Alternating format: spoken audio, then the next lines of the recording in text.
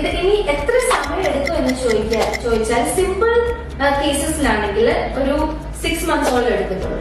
More complex കേസസിലാണെങ്കിൽ it can take up to 12 to 24 months.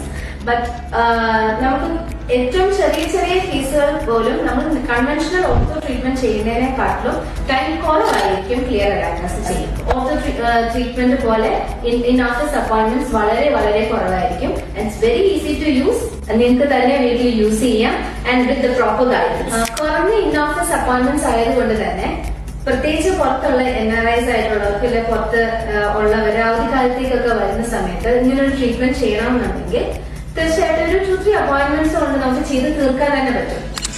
And of course after the aligners you have to use the retainers and you can have a better smile and you can smile confidently. Thank you.